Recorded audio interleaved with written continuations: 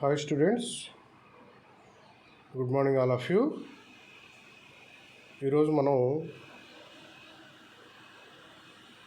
ప్రావస్థ నియమంలో కొన్ని పదాలను అదేవిధంగా ఏకఘటక వ్యవస్థ అయినటువంటి నీటి వ్యవస్థ గురించి మనం ఈరోజు ఈ క్లాసులో మనం డిస్కస్ చేసుకుందాం.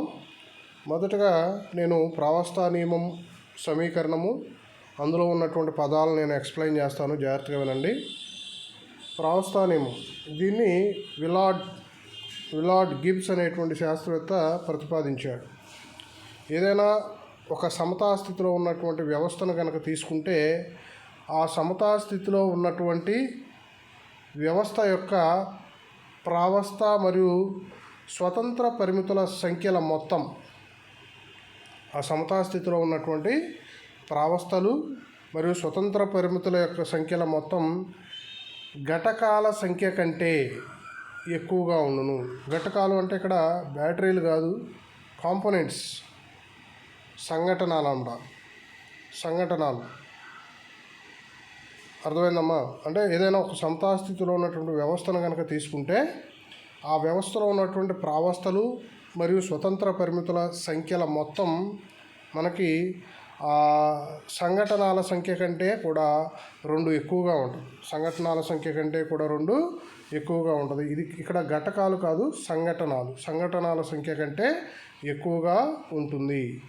మనకి విలార్డ్ గిబ్స్ అనేటువంటి శాస్త్రవేత్త మనకి ప్రావస్థ నియమాన్ని వివరించడానికి ఒక గణితానుసారంగా ఒక మ్యాథమెటికల్ రిలేషన్ని ఆయన ఇవ్వడం జరిగింది.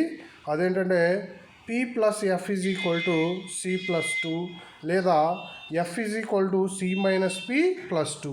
ఇక్కడ F అనేటువంటిది ఏంటంటే స్వతంత్ర పరిమితుల సంఖ్య.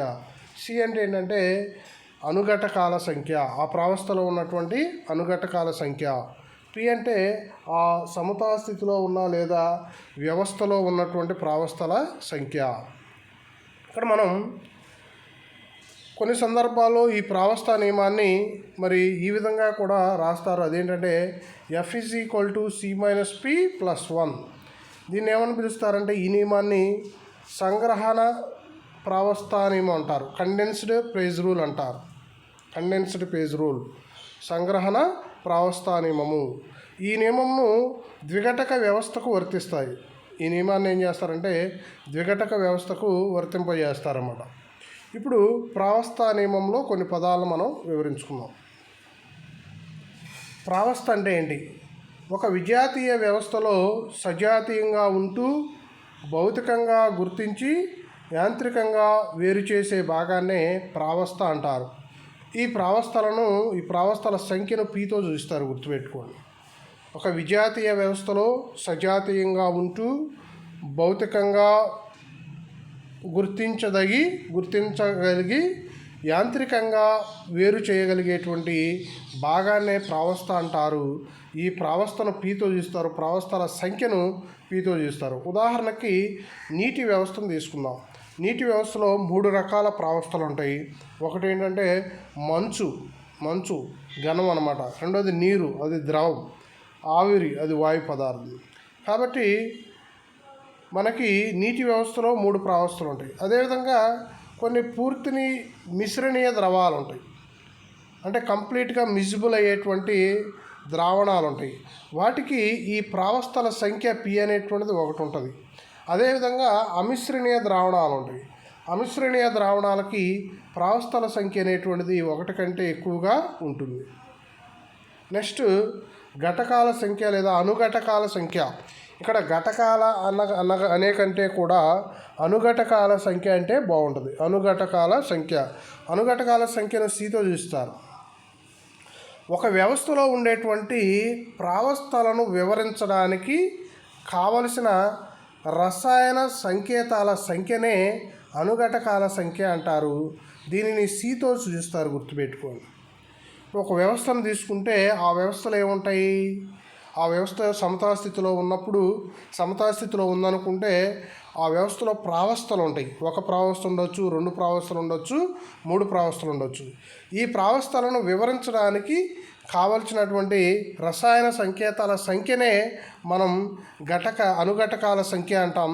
దీన్ని C1తో సూచిస్తారు.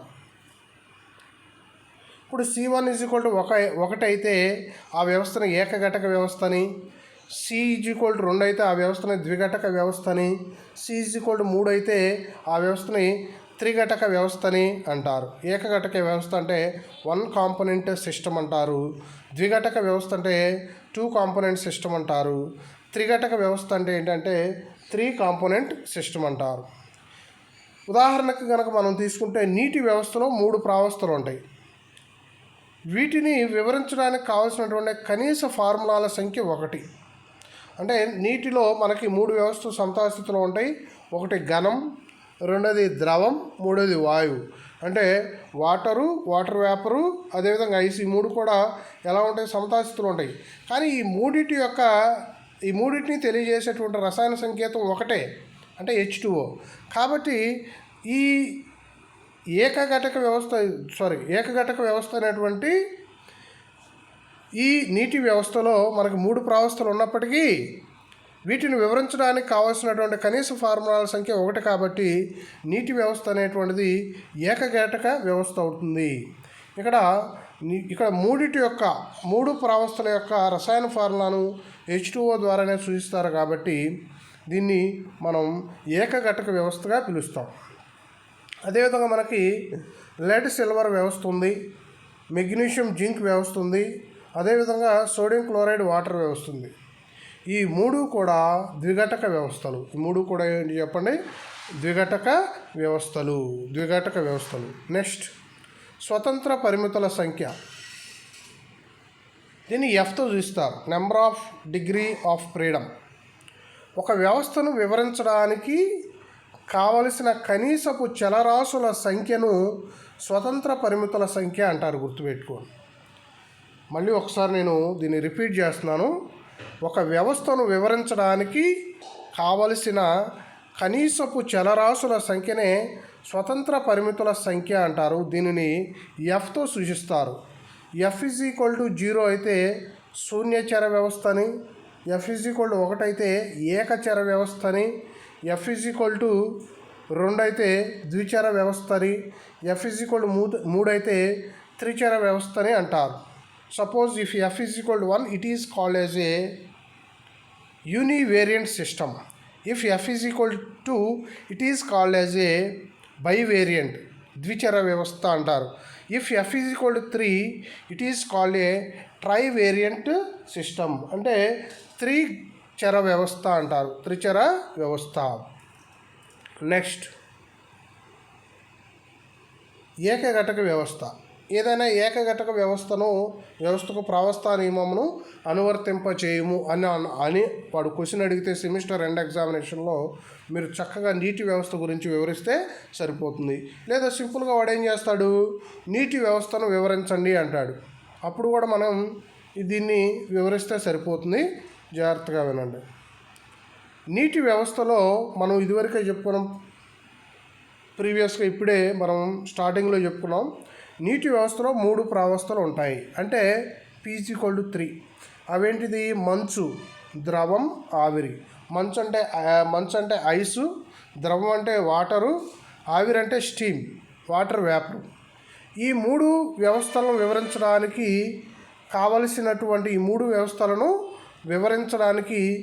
కావలసినటువంటి రసాయన ఫార్ములాల సంఖ్య 1. అంటే C=1, అనుఘటకాల సంఖ్య 1. కాబట్టి అనుఘటకాల సంఖ్య నీటి వ్యవస్థకి అనుఘటకాల సంఖ్య 1 కాబట్టి దీనిని ఏకఘటక వ్యవస్థగా పరిగణిస్తారు. ఈ ప్రావస్థా చిత్రంలో మనం గమనించినట్లయితే ఇది ప్రావస్థా చిత్రం అండి. ఈ ప్రావస్థా చిత్రంలో 3 వైశాల్యాలు ఉంటాయి. ఇదొక వైశాల్యం, AOB అనేటువంటి వైశాల్యం, అదేవిధంగా AOC అనేటువంటి వైశాల్యం, అదేవిధంగా BOC అనేటువంటి వైశాల్యం. ఇలా 3 వైశాల్యాలు ఉంటాయి. 3 వైశాల్యాలు ఉంటాయి. అదేవిధంగా 3 వక్రాలు ఉంటాయి. 3 వక్రాలు ఓఏ వక్రము, ఓబి వక్రము, ఓసి వక్రము. అదేవిధంగా ఒక త్రికబిందువు ఉంటుంది. ఒక త్రికబిందువు అంటే ఓ అనేటువంటిది త్రికబిందువు. ఓ అనేటువంటిది ఏంటి చెప్పండి? త్రికబిందువు. ఇక్కడ వైశాల్యాలను వివరిద్దాం. ఫస్ట్ ఏఓసి వైశాల్యం. ఏఓసి వైశాల్యం అంటే ఇక్కడ మీరు జాగ్రత్తగా గమనిస్తే ఏఓసి వైశాల్యము. ఈ ఏఓసి వైశాల్యం గుండా మనం కనుక గమనిస్తే ఈ వైశాల్యం గుండా మంచు ప్రావస్థ మాత్రమే కలదు. కావున ఈ వైశాల్యానికి సంబంధించి ఈ మంచు ప్రావస్థకు సంబంధించి ఆల్రెడీ మనకు తెలుసు C=1, P=1.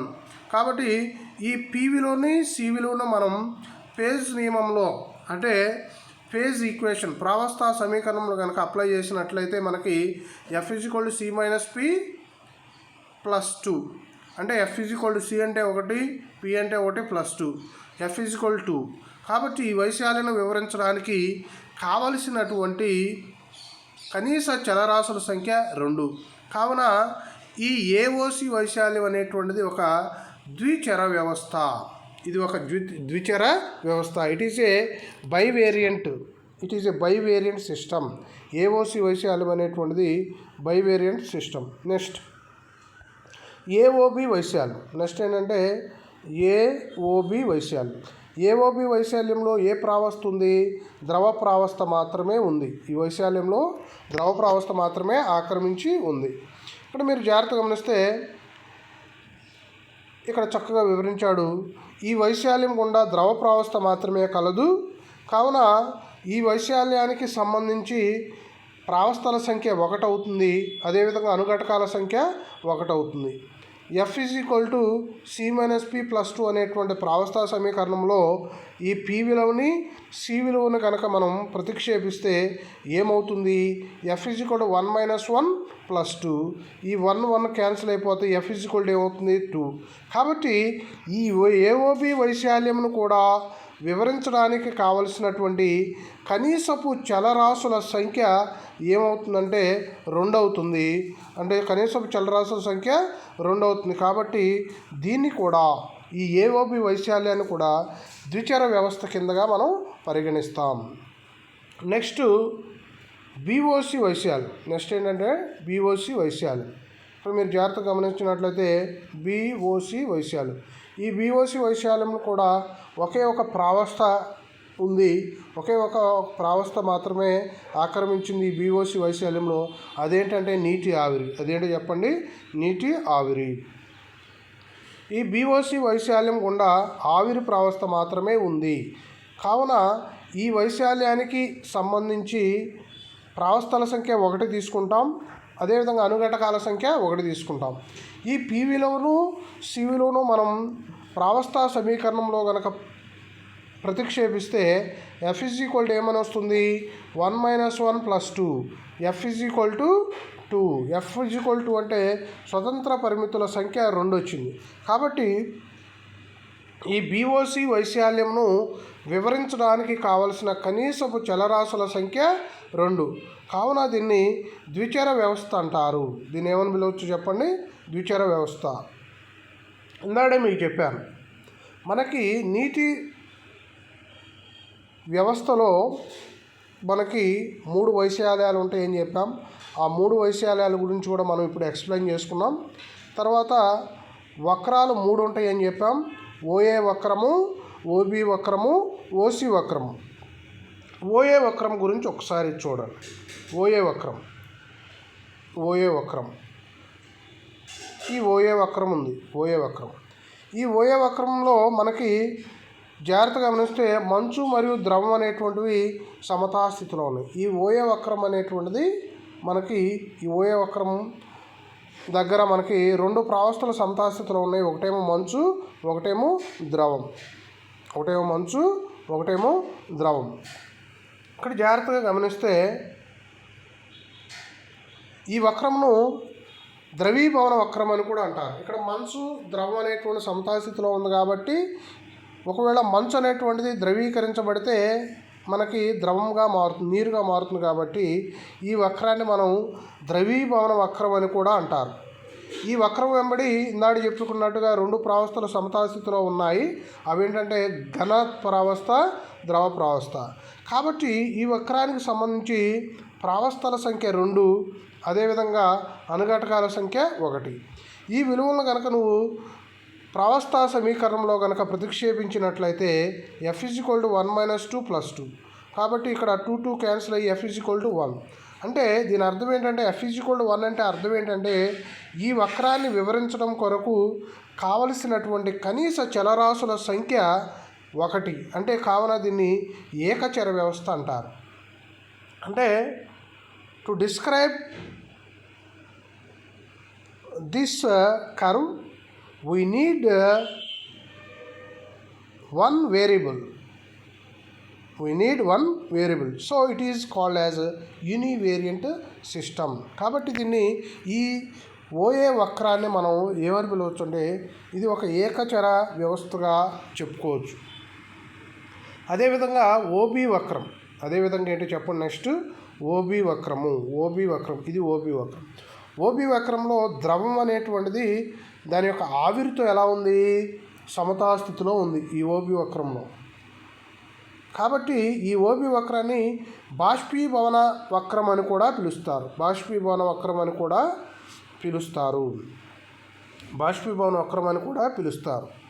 ఈ వక్రం వెంబడి రెండు ప్రావస్థలు సమతాస్థితిలో ఉన్నాయని చెప్పాం. అదేంటంటే ద్రవ ప్రావస్థ, వాయు ప్రావస్థ. కాబట్టి ప్రావస్థల సంఖ్య 2 అవుతుంది, ఘటకాల సంఖ్య 1 అవుతుంది, అనుఘటకాల సంఖ్య 1 అవుతుంది. కాబట్టి మనం ఈ విలువలని మనం ఏం చేస్తామంటే మరి ప్రావస్థా సమీకరణంలో కనుక మనం ప్రతిక్షేపిస్తే f = 1 వస్తుంది. కాబట్టి దీన్ని బట్టి మనం ఏం చెప్పొచ్చు అంటే ఈ వక్రాన్ని వివరించడం కొరకు కావలసిన కనీసపు చలరాశుల సంఖ్య 1 కాబట్టి దీన్ని కూడా మనం ఏకచర వ్యవస్థ కిందకి ఏకచర వ్యవస్థగా పరిగణిస్తాం. అదేవిధంగా ఓసీ వక్రం. ఒకసారి ఓసీ వక్రాన్ని కనుక చూస్తే ఇది ఓసీ వక్రం అండి. ఇది ఓసీ వక్రం. ఈ ఓసీ వక్రం వెంబడి మంచు మరియు ఆవిరి అనేటువంటి సమతాస్థితిలో ఉన్నాయి. మంచు మరియు ఆవిరి అనేటువంటివి ఈ ఓసీ వక్రం వెంబడి ఏమేమి ఉన్నాయండి? మంచు మరియు ఆవిరి అనేటువంటివి సమతాస్థితిలో ఉన్నాయి. కాబట్టి ఈ వక్రాన్ని ఉత్పతన వక్రం అని కూడా అంటారు. సబ్లిమేషన్ కర్వ్ ఉత్పతన వక్రం అని కూడా అంటారు. ఇప్పుడే చెప్పాను మీకు పటంలో చూపించినట్లుగా ఈ వక్రం వెంబడి రెండు ప్రావస్థలు అనేటువంటి సమతాస్థితిలో ఉన్నాయి. అవేంటంటే ఘన వ్యవస్థ, వాయు వ్యవస్థ. కాబట్టి ఈ వక్రానికి సంబంధించి ప్రావస్థల సంఖ్య 2గా తీసుకుంటాం, అనుఘటకాల సంఖ్య 1గా తీసుకుంటాం. ఈ రెండింటి విలువలను గనక ప్రావస్థా సమీకరణంలో గనక మనం ప్రతిక్షేపించినట్లయితే f = 1 వస్తుంది. కాబట్టి ఈ వక్రాన్ని వివరించడం కొరకు కావలసిన కనీసపు చలరాశుల సంఖ్య 1. కావున దీన్ని ఏకచర వ్యవస్థ అంటారు. దీన్ని ఏమంటారు? ఏకచర వ్యవస్థ. ఇక త్రిక బిందువు. మీరు పటంలో గనక ఒకసారి గమనించినట్లయితే ఇక్కడ ఓ ఉంది చూసారా? ఈ 3 వక్రాలని కలుపుతూ ఖండిస్తూ ఒక మూల బిందువు ఉంది. దాన్నే మూల బిందువు కాదు ఇది. ఈ 3 వక్రాలు ఒక చోట మరి కలిసిన దాన్నే బిందువు ఓ అంటారు. దీన్నే త్రిక బిందువు అంటారు. దీన్ని ఏమంటారు చెప్పండి? త్రిక బిందువు అంటారు. ఈ త్రిక బిందువుని ఓతో చూస్తారండి. ఈ త్రిక బిందువు వద్ద గమనిస్తే మనం 3 ప్రావస్థలు కూడా సమతాస్థితిలో ఉంటాయి.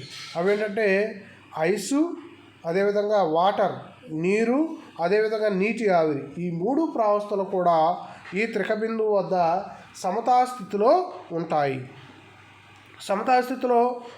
కాబట్టి ఈ బిందువు వద్ద కనుక మనం గమనిస్తే ప్రావస్థల సంఖ్య 3 అవుతుంది, అనుఘటకాల సంఖ్య 1 అవుతుంది.